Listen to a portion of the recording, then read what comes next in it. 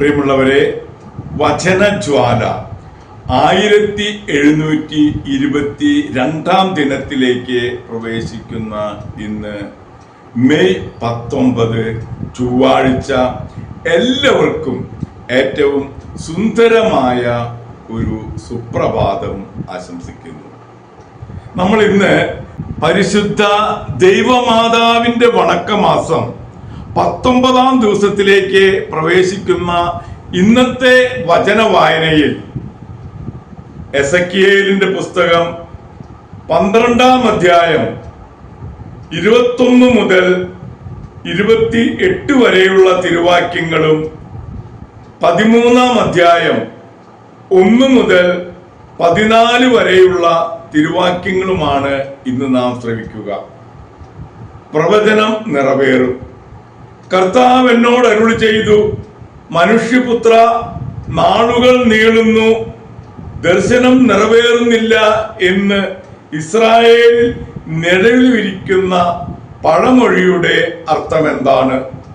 അവരോട് പറയുക, ദൈവമായ കർത്താവ് അരുളി ചെയ്യുന്നു, ഞാൻ ഈ പഴമൊഴിക്ക് വിരാമമിടും. ഇനി അത് ഇസ്രായേലിൽ പഴമൊഴി ആയിരിക്കുകയില്ല. എന്തെന്നാൽ സമയമായി, എല്ലാ ദർശനങ്ങളും പൂർത്തിയാകാൻ പോകുന്നു എന്ന് അവരോട് പറയുക. ഇസ്രായേൽ ഭവനത്തിൽ ഇനി വ്യർത്ഥ ദർശനങ്ങളോ മുഖസ്തുതിക്ക് വേണ്ടിയുള്ള വ്യാജ പ്രവചനങ്ങളോ ഉണ്ടാവുകയില്ല. കർത്താവായ ഞാൻ പറയും, പറയുന്നവ നിറവേറ്റുകയും ചെയ്യും, താമസമുണ്ടാവുകയില്ല.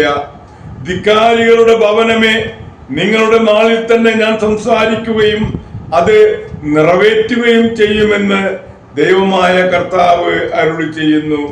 കർത്താവ് എന്നോട് വീണ്ടും അരുളി ചെയ്തു, മനുഷ്യപുത്ര, ഇസ്രായേൽ ഭവനം പറയുന്നു, ഇവന്റെ ദർശനങ്ങൾ അടുത്തൊന്നും സംഭവിക്കാത്തവയും ഇവന്റെ പ്രവചനങ്ങൾ വിദൂര ഭാവിയെ കുറിച്ചുള്ളവയുമാണ്. ആകയാൽ നീ അവരോട് പറയുക, ഞാൻ പറഞ്ഞ കാര്യങ്ങൾക്ക് ഇനിയൊട്ടും വിളംബം സംഭവിക്കുകയില്ല, അത് നിറവേറ്റുക തന്നെ ചെയ്യും എന്ന് ദൈവമായ കർത്താവ് അരുളി ചെയ്യുന്നു. എസെക്കിയാന്റെ പുസ്തകം 13 അധ്യായം 1 മുതൽ 14 വരെയുള്ള തിരുവാക്യങ്ങൾ കൂടി നാം ശ്രവിക്കുന്നു. വ്യാജ പ്രവാചകർക്കെതിരെ കർത്താവ് എന്നോട് അരുളി ചെയ്തു, മനുഷ്യപുത്ര, ഇസ്രായേലിലെ പ്രവാചകന്മാർക്കെതിരായി നീ പ്രവചിക്കുക. സ്വന്തമായി പ്രവചനങ്ങൾ നടത്തുന്നവരോട് പറയുക, കർത്താവിന്റെ വചനം കേൾക്കുവിൻ. ദൈവമായ കർത്താവ് അരുളി ചെയ്യുന്നു, ദർശനം ലഭിക്കാതെ സ്വന്തം തോന്നലുകളെ പിന്തുടരുന്ന ഭോഷന്മാരായ പ്രവാചകന്മാർക്ക് ദുരിതം.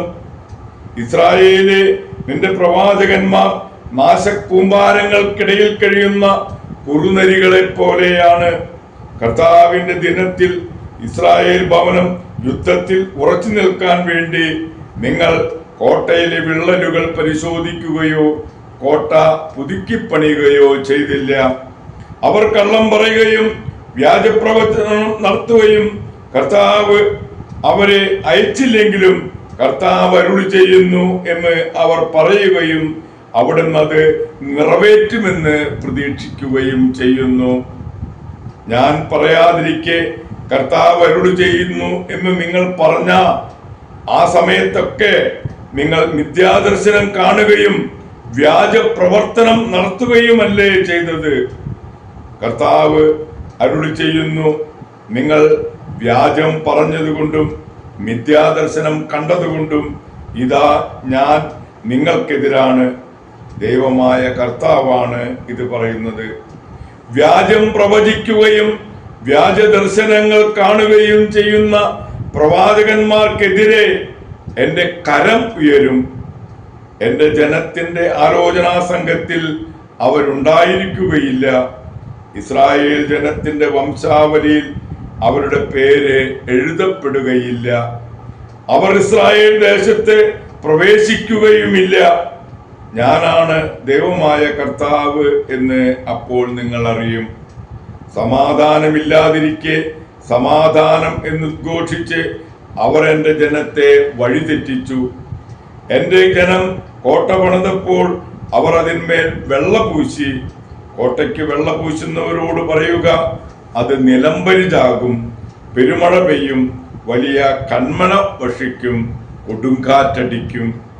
കോട്ട നിലംപതിക്കുമ്പോൾ നിങ്ങൾ വെള്ളപൂശിയ കുമ്മായം എവിടെ നിന്ന് എന്ന് അവർ നിങ്ങളോട് ചോദിക്കുകയില്ലേ? ദൈവമായ കർത്താവ് അരുളി ചെയ്യുന്നു, എന്റെ ക്രോധത്തിൽ ഞാനൊരു കൊടുങ്കാറ്റടിച്ചു വിടും, എന്റെ കോപത്തിൽ പെരുമഴ വർഷിക്കും, എന്റെ ക്രോധത്തിൽ എല്ലാം നശിപ്പിക്കുന്ന കന്മഴ അയക്കും. നിങ്ങൾ വെള്ളപൂശിയ കോട്ട ഞാൻ തകർക്കും, അസ്ഥിവാരം തെളിയത്തക്ക വിധം ഞാൻ അതിനെ നിലം പതിപ്പിക്കും. അത് നിലം പതിക്കുമ്പോൾ അതിനടിയിൽപ്പെട്ട് നിങ്ങളും നശിക്കും.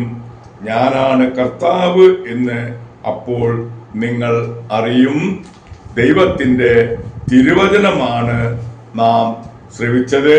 പ്രിയമുള്ളവരെ, ആഗോള കത്തോലിക്ക സഭയിൽ ഇന്ന് വിശുദ്ധ പീറ്റർ സെലസ്റ്റിനെ അനുസ്മരിക്കുന്ന പൊൻസുദിനമാണ്. എളിമയുടെ ആധിക്യത്താൽ പാപ്പാസ്ഥാനം രാജിവെച്ച ഒരു മാർപ്പാപ്പയായ വിശുദ്ധ പീറ്റർ സെലസ്റ്റിൻ 12 മക്കളിൽ ഒരാളായിരുന്നു.